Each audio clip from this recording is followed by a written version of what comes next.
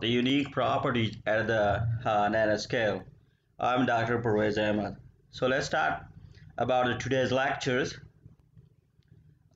Before to discuss the unique properties in nanoscale, first of all, we should know about what is actually meant by the property of a material.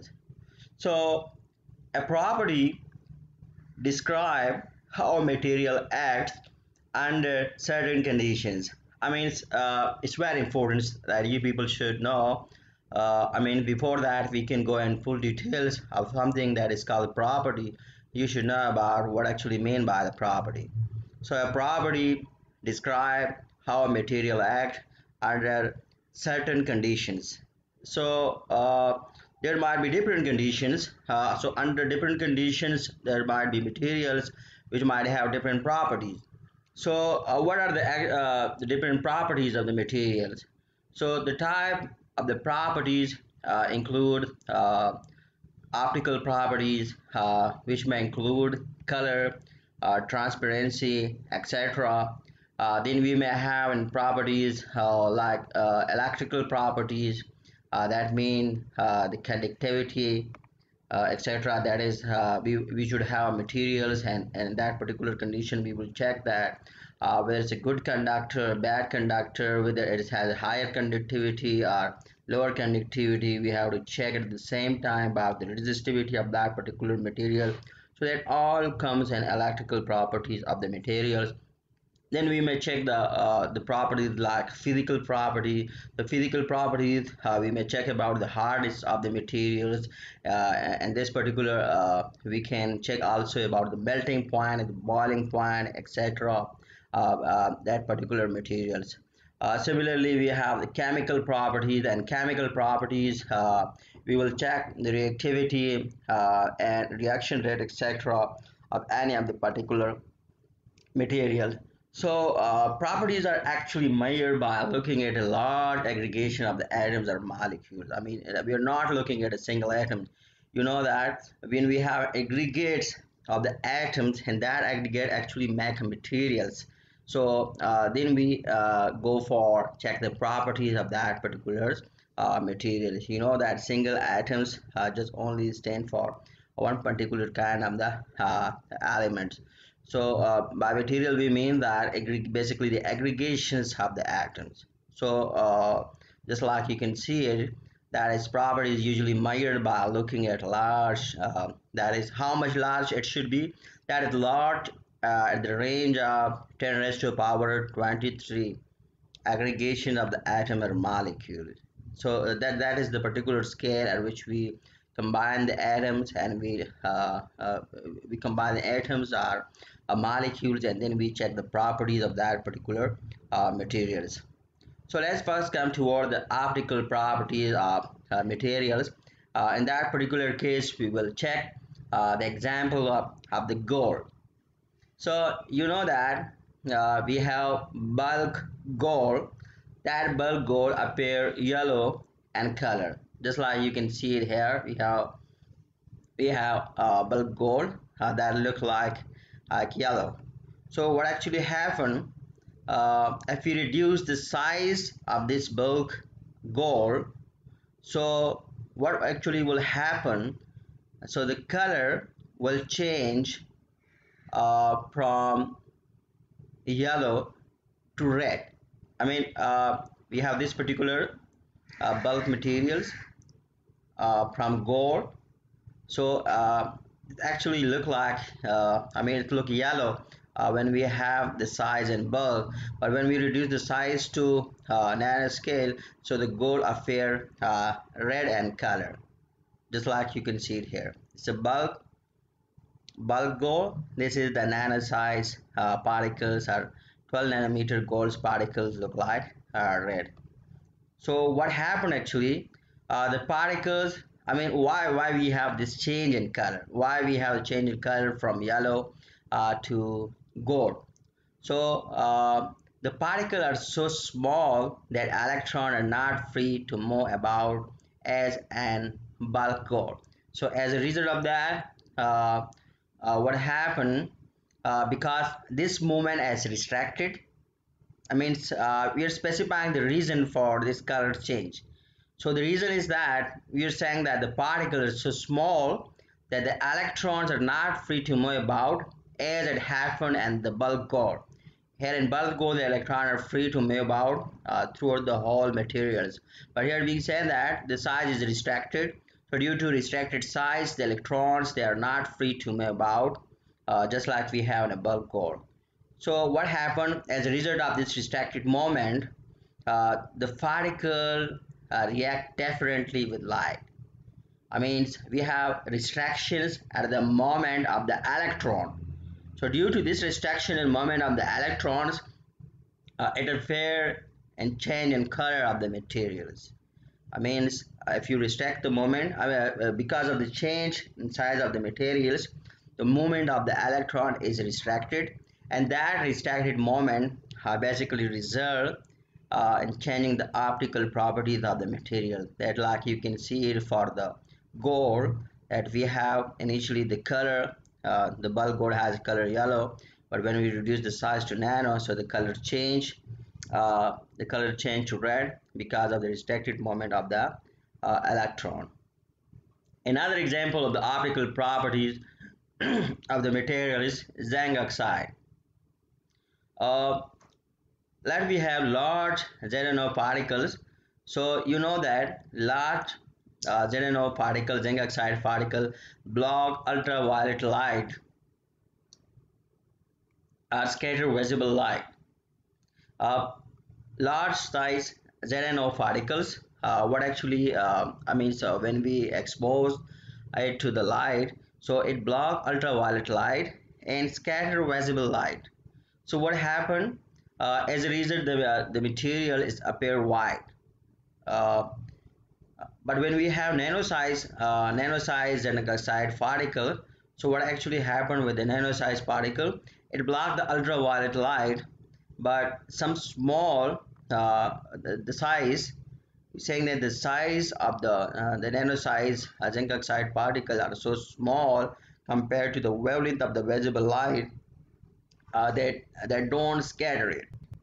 I mean, and the bulk size, when we have the ZNO particles in bulk size, so we're saying that scatter visible light. I mean, it can do the scattering of the visible light, but when we reduce the size from bulk to nano, here we say that the size is so small. I mean, here we say the first point is clear, it's block the ultraviolet light, but the second point is scattering of visible light. Here is when we considering the scattering of visible light, so here we say that it's not possible. Why is not possible? Because of the small size of the material. Wow, what is the small size? The size of the material is so small compared to the wavelength of the visible light that they don't scatter the light. I mean, due to the small size of the material, uh, the nanoscale is unable to scatter the visible light. So when it's unable to scatter the visible light, so what actually happened? The material appear clear. So in the last case, when we will have the bulk material here, in that particular case, we were saying that due to scattering of visible light, the material appear white. But here we are saying that since the materials they are so small, and because of their smaller size, they are unable to scatter the light. So as a result, we say that the material it will appear clear.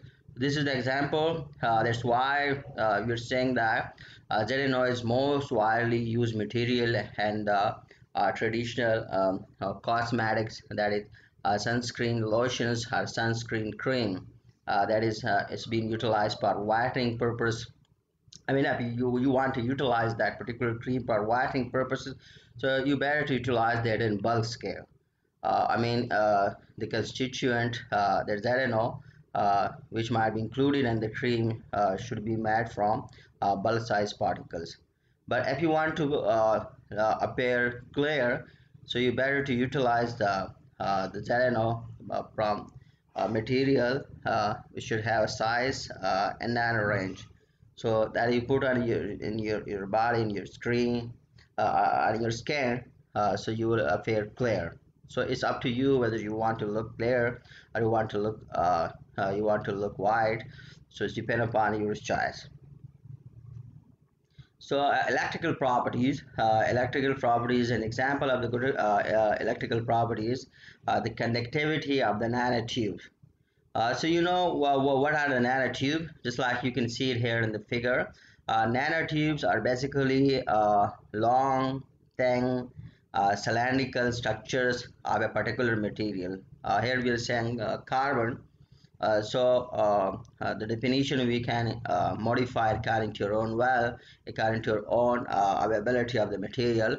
So carbon nanotube, what are the carbon nanotubes? Just like you can see it here, is the helical cylindrical structures, or you can say that in your nanotube of the carbons are basically the nanotubes are long thin cylindrical structures of the carbon. Here you can see here, depending upon the helicity, you can say that there are different type of the carbon nanotube, that is ranges from zigzag to armchair and chiral. So what happened with the electrical properties? So they are 100 times stronger than steel. 100 times stronger than the steel, are very flexible and have unique electrical properties. What are those electrical properties, or those unique electrical properties? So their electrical properties change with the diameters, or we can say with the twist and number of wall.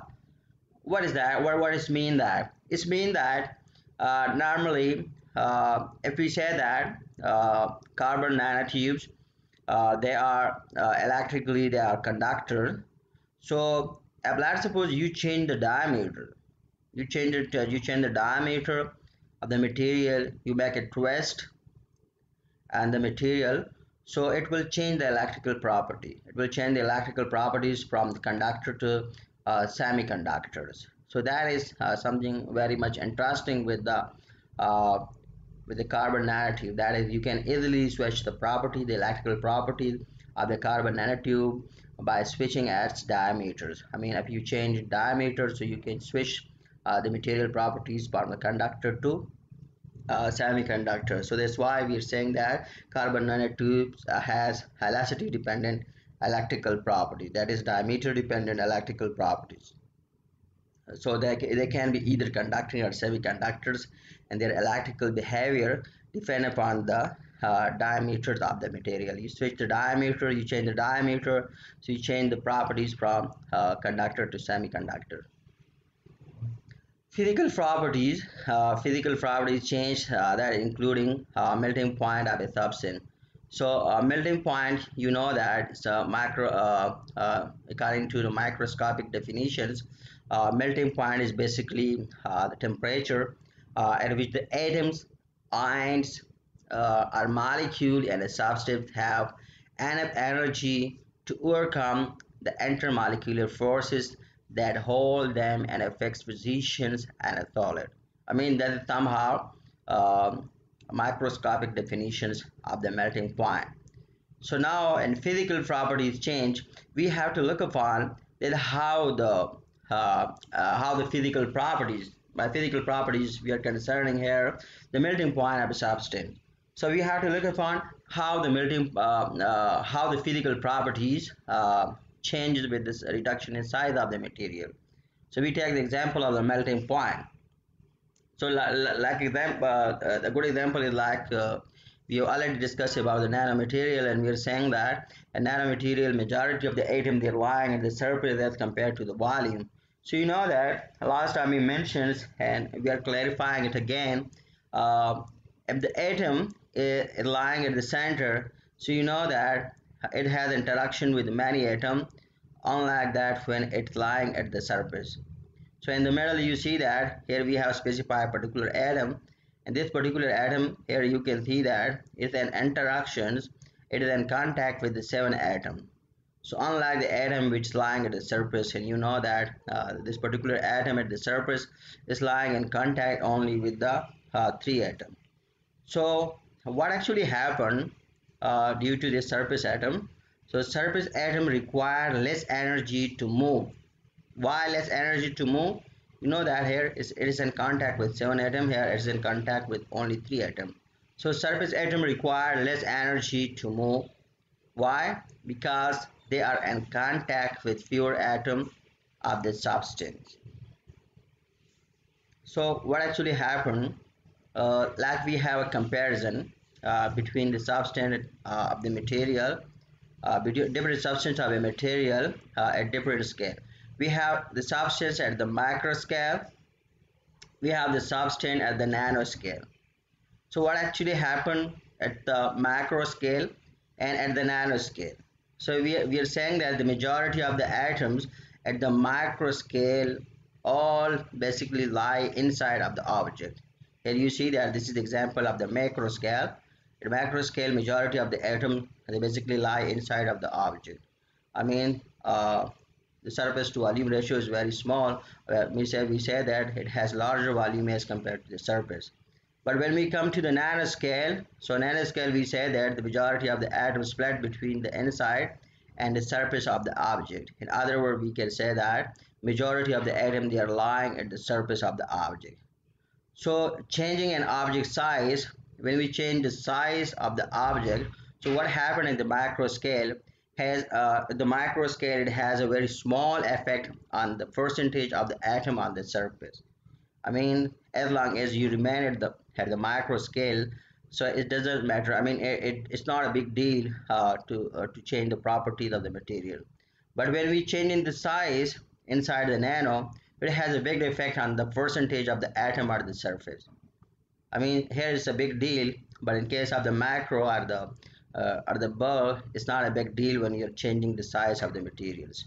So what actually happened with the melting point? So when you are changing the size of the material, so at the at the macro scale or the bulk scale, it doesn't depend upon the size. I mean, the melting point doesn't depend upon the size of the material. It won't change or it will remain the same. So when you come that to the nanoscale, so the melting point at the nanoscale is lower for smaller particles. I mean, nanomaterials normally, I mean, it has the melting point much lower than their bulk counterpart. So, mean that when you have the reduced size of the material and the nanoscale, so it affects the melting point. I mean, normally material will have higher melting point, but when you reduce the size, the melting point will also reduce or lower due to a majority of the atom at the surface as compared to the volume. And due to the interaction, more interaction of the atom, unlike the bulk counterpart. So size dependent properties. I mean, here we have the questions. Okay, why do properties changes? I mean, we are discussing about the properties. They are changing at the nanoscale. I mean, when we are reducing the size of the material, so we are saying that because of changing size of the material, the properties are changing. So we have one basic question in mind: that why do properties change it at the nanoscale by the reduction of size? So here we have different scales, like the scale of things. You can see that we have from very small to very large. We have from the atom size to that is size of 1 centimeter. I mean, and here you can see that we have plenty of objects in this particular scale. That is from 10 raised to power minus 10 meter. That is the size of the atom. From the size of the atom, we move to the nanovolts, and from nanovolts we go to the microvolts, and from the microvolts we then move to the centimeter scale. And here at this particular scale, you can see a lot of creatures and a lot of things in that particular scales. So this is something like a particular scales of things, nanometers more. So scale changes everything. There are enormous scale difference in our universe that we have already mentioned. We have things from very small. From very small, we mean that a Planck constant has a very small value that ranges from 10 raised to power minus 34 to uh, around about 10 raised to power minus 34. From very small to very big, let's like we have the mass of the sun, that is 10 raised to power 30 earth kg is very big. I mean, the apparent big, the well known. big for the people working in the astrophysics. So we have the scale from very small to very big, and we are saying that there's there's enormous scale difference in our universe. So at different scales, different forces dominate. I mean, the scale changes everything. You have a scales for the whole universe, but you know that at different scale, different forces dominates. Different models better explain phenomena. I mean, for different scales, we say that there are different forces which dominate, and for describing those phenomena, we have different models to explain that accordingly. So scale change everything. Let's explain it. uh, there are basically four important ways in which nanoscale materials may differ from macro scale materials or bulk scale materials. They are: number one, gravitational force become negligible, and the electromagnetic forces had become dominant. I mean, it's the first thing out of the four important ways in which the nanoscale properties may differ from the macro scale materials. That is, the dominance of the electromagnetic force. Second is quantum mechanics as the model used to describe the motions and energy instead of the classical mechanical model. I mean, you need to have knowledge of the quantum mechanics to better explain the behaviors of the particles at the nanoscale, because classical laws are unable to explain the behaviors of the nanoscale materials. So along with that, nanoscale material have greater surface area to volume ratio. It means that majority of the element lying at the surface as compared to the volume. And unlike the bulk, we have random molecular motion, because and this random molecular motions become more important while dealing with the properties of the materials. Let's discuss. Let's first discuss about the dominance of the electromagnetic forces. Because you know that the mass of the nanoscale object is so small, so due to the smaller mass, gravity becomes negligible. So how you can deal that? You know that when you have law of universal gravitation, so according to that law, the force of attraction between the two massive objects is proportional to their masses. This is, the bigger the masses you have, the more attractive forces you will have between those objects. When we come to the nanoscale, so gravitational force, you know that it's a function of mass and distance, and is weak between the low nano-sized particles. Why it's weak between the nano-sized particle? Because we are saying that it's a function of, what is a function of mass and distance. So the mass is enormously being reduced. So due to this reduction in mass, the gravitation force is very weak. So unlike that, if we consider electromagnetic force, so electromagnetic force, as you know that it's a function of charge. So unlike here we say that in gravitational, in case of the gravitational force, we said that gravitational instead of gravitational, unlike the gravitational, the electromagnetic force is a function of charge and distance, and distance is not affected by the mass, so it can be very strong even when we have nano-sized particle. So it's just like you have studied Newton, you studied Newton law of universal gravitation, and you may know about the Coulomb's law between the two charged particle. So it's not, we say that the charge, I mean the interaction of the particle by the charge, you know that's not affected by uh, the size of the charge, how do you say that, the mass of the charge. So that's why we're saying that electromagnetic force can be very strong when we have nano-sized particles. And how much it should be stronger, like you have studied in the and your enter course classes. I mean, you're studying enter level, you're studying physics. So in that physics, you know that the electromagnetic force, you do the comparison between the two forces, that is, you do the comparison between the electromagnetic force and the gravitational force, and you found that very easily that electromagnetic force between the two proton is 36 times stronger than the gravitational force. I mean, you consider two particles of protons, you first calculate the gravitational force between those two particles by considering their mass, and then you calculate their electromagnetic force by considering their charge, and you found that the electromagnetic force is 10 raised to the power 36 times stronger than the gravitational force. So quantum effects, you know that classical mechanics model uh, that we use to understand matter at the macro scale breakdowns for what? For the reason because of the very small size, uh, the very fast, nearly the speed of light. I mean, you know that. I mean, these are some of the phenomena. I mean, which classical physics totally failed to explain. When you have the very small size of the object, and when the object is moving with a very high speed, that is the speed comparable to the speed of light. So then, what actually you do when you have very small size object or very fast moving object? So at that particular case, we utilize quantum mechanics. Why?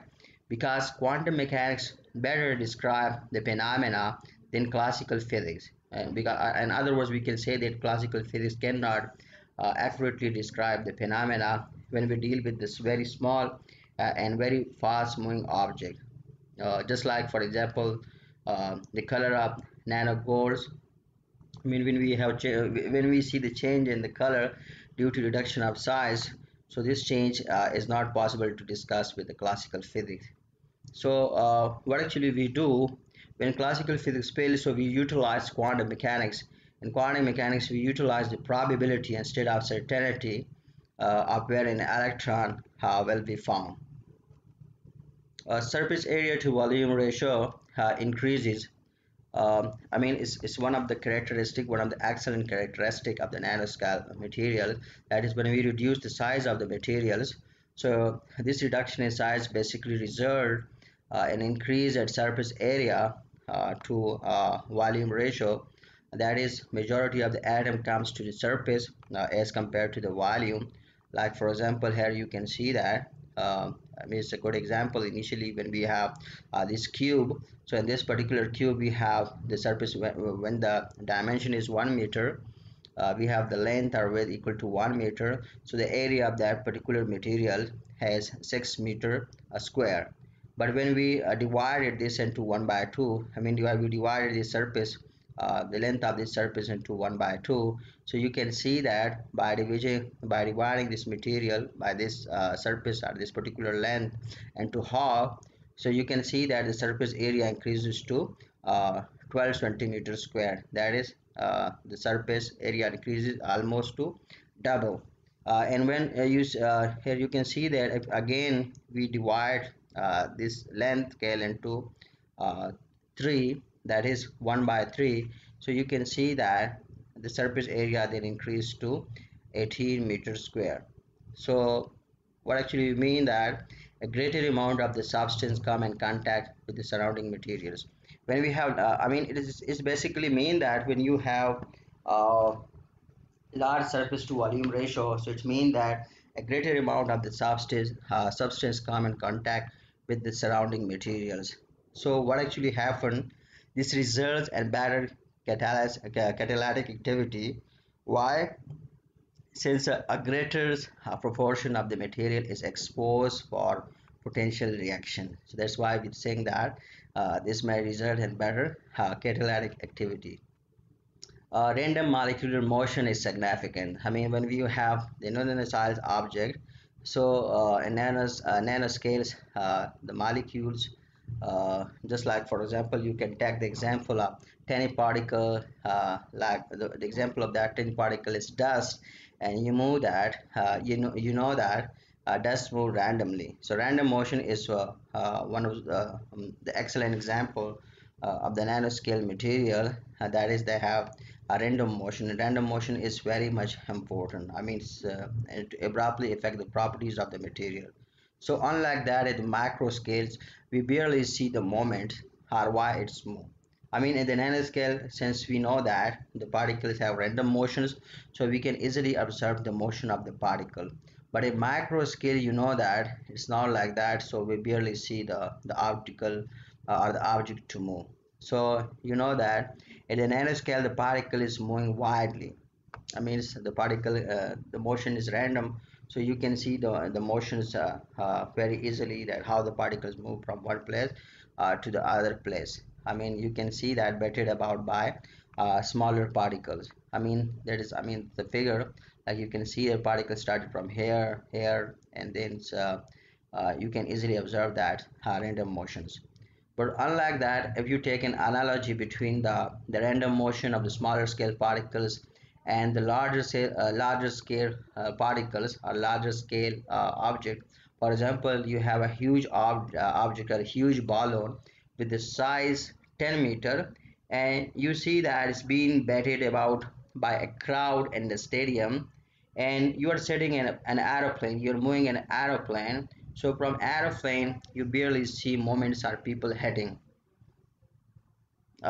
You barely see the moment are people heading it. So close up you see the balloon moving wildly. I mean, if you're sitting and the airplane moving about, and you look at the balloon downward, so you will barely observe the motion. But unlike that, if you are sitting at the ground, so you will see the wide movement of that balloon. So this is the difference between the motion of the smaller scale object and the motion of the uh, large scale object.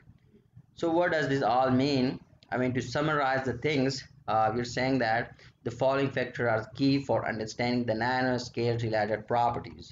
So what is that? We say that at the nanoscale, we have dominance of the electromagnetic forces, uh, importance of quantum mechanical models, higher surface area to volume ratio, and random or Brownian motions. So these are the four major facts you need to understand while we're trying to explain why the properties of the material changes at the nanoscales. So it's important to understand these four factors when searching or when you are researching new materials and properties. So this is all about for today's lecture with the unique properties at the nanoscale.